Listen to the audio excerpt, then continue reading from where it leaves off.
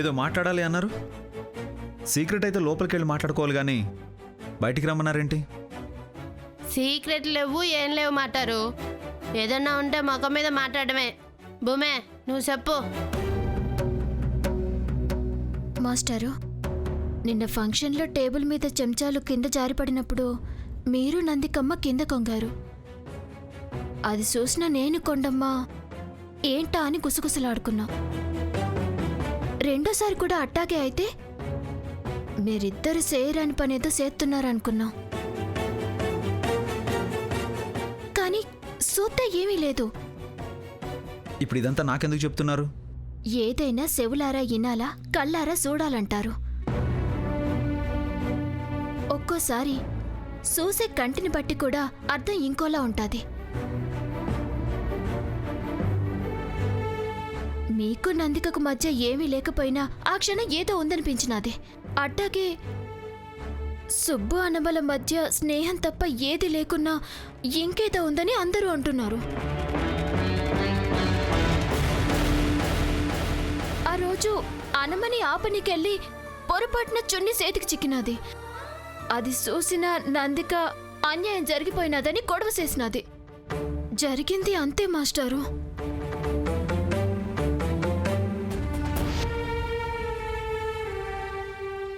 అవును మాటారు.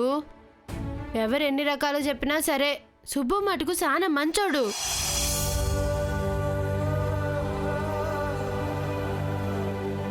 ఆడపిల్లల్ని చెడు దృష్టితో ఎప్పుడు చూడలేదు. అనమ్మా, నువ్వు ఎవరికో భయపడి అబద్ధం చెప్తే ఆ పాప నీకే చుట్టుకుంటాది.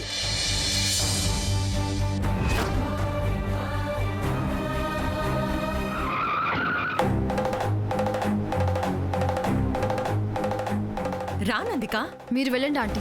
నువ్వు లోపలికి రావా? కోడలిగా రమ్మంటే వస్తాను కానీ రాహుకేతువులున్నప్పుడు రావడం ఎందుకా అని ఆగాను. అంటే భూమి కొండమలు వచ్చారు, నేను రాను.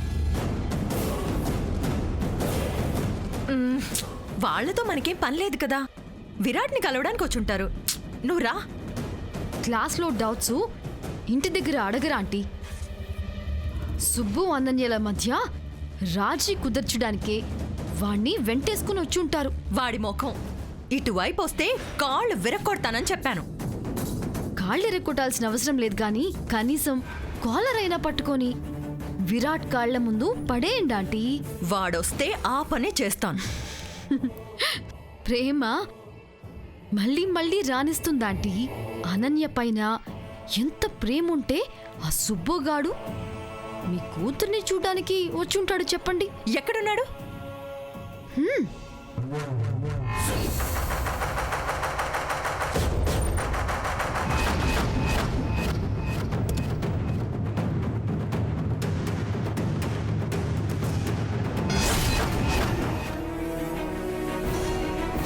అమ్మ చెప్తుంది కదా, ఇక్కడి నుండి వెళ్ళండి. భూమే, సుబ్బుని కాపాడడానికి పోయి సావును చూసి ఎలా ఉన్నాం. పోదాం పాయే. ఇంకా చూస్తున్నారేంటి? Get lost, get lost, get last.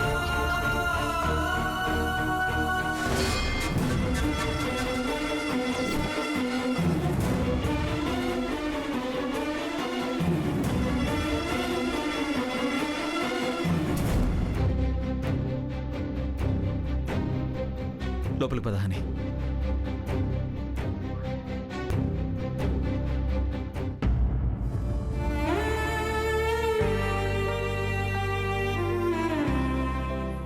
Subbu, నొప్పిగా ఉన్నదా? ఉంటాది మరి. గొడ్డును కొట్టినట్టు కొట్టినదా తారదేవాంటి.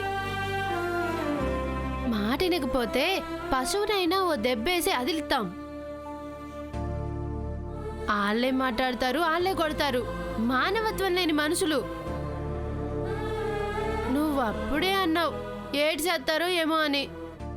భూమి ధైర్యం చూసి నాను అడిగేసిన.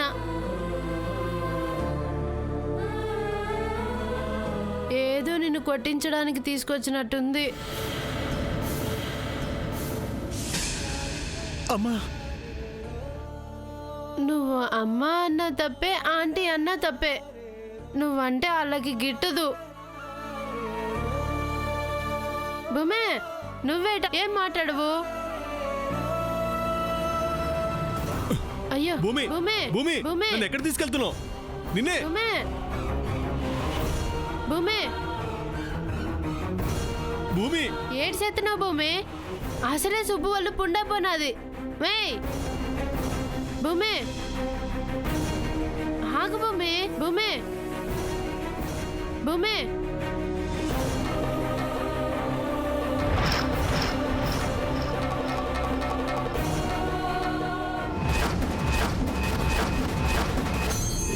దేవుడి మీద ప్రమాణం చేసి నిజం చెప్పు. గుండెల్లో నిజం, గొంతులో అబద్ధం ఎట్టుకుంటే నీకే కాదు, నిన్ను నమ్ముకున్న వాళ్ళకు కూడా అన్యాయం జరుగుతుంది. అనన్యకు నీకు మధ్య స్నేహం మాత్రమే ఉందా? ఇంకేదైనా సంబంధం ఉందా? నిజం చెప్పు. భూమి, ఈ దేవుని సాక్షిగా నన్ను కన్న మా అమ్మా నాన్నల మీద ప్రమాణం చేసి చెప్తున్నాను, అనన్య నాకు మంచి ఫ్రెండ్ మాత్రమే. అంతకు మించి ఏదైనా ఉందా అని నన్ను తిట్టడిగినా కొట్టడిగినా ఏం చెప్పగలను? నువ్వు పొరపాటున అనన్య సున్ని అట్టుకున్నానంటే హిరాట్ బాబు అర్థం చేసుకునేటోడు. ఆ విషయం తెలియక తారాదేవమ్మ గారు నిన్ను సూత్తేనే శివాలెత్తిపోతున్నారంటే ఎక్కడ ఏదో జరుగుంటుంది సుబ్బు. ఒకసారి బాగా ఆలోచించు. లేదు భూమి, కాలేజీలోనైనా అందరిలోనైనా ఫ్రెండ్స్ ఎక్కడైనా ఒకేలా ఉంటారు భూమి. మేము ప్రేమించుకుని ఉండుంటే చాటుమాటు వ్యవహారాలు నడిపేవాళ్ళం. అనన్యకు కానీ నాకు కానీ అలాంటి ఉద్దేశమే లేదు. అవును భూమే, సలీం అంటే వేసుకున్నప్పుడు కూడా ఈరాట్ సారు నువ్వు ఉన్నారు. అప్పుడు అనన్య వాళ్ళని ఫోటోలు తీస్తే పెద్ద గొడవ చేసినది కదా. మరెందుకు వాళ్ళు అట్టసేస్తున్నారు? ఏమో భూమి, అదంతా ఆ దేవుడికే తెలియాలి.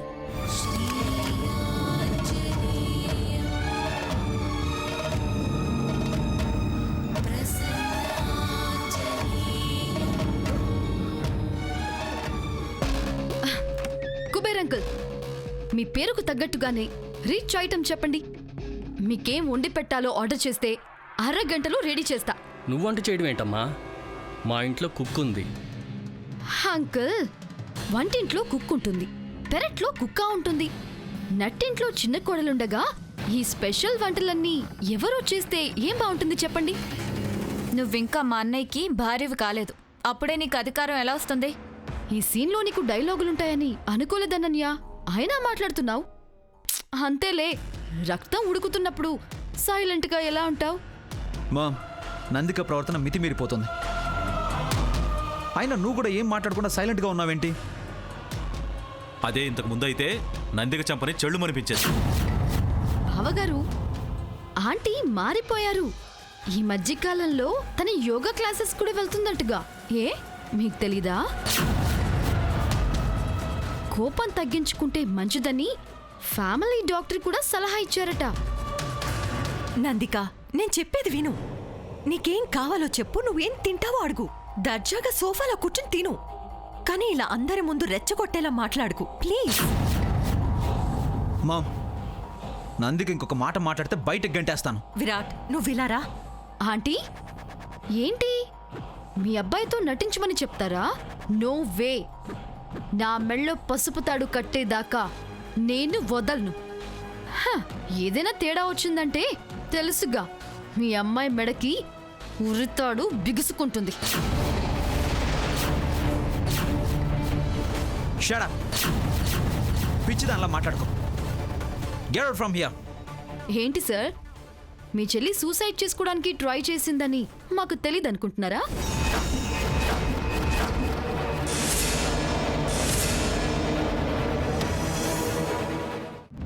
ఏసీ కార్లో కూర్చోకుండా బయట నిలబడ్డారేంట ఆంటీ?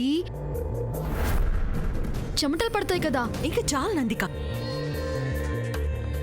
ఎలాగైనా విరాట్తో నీ పెళ్లి జరిపిస్తాను. ఆషాఢం అయిపోయాక శ్రావణ మాసంలో మొదటి శుక్రవారం విరాట్తో నా నిశ్చితార్థం జరగాలి.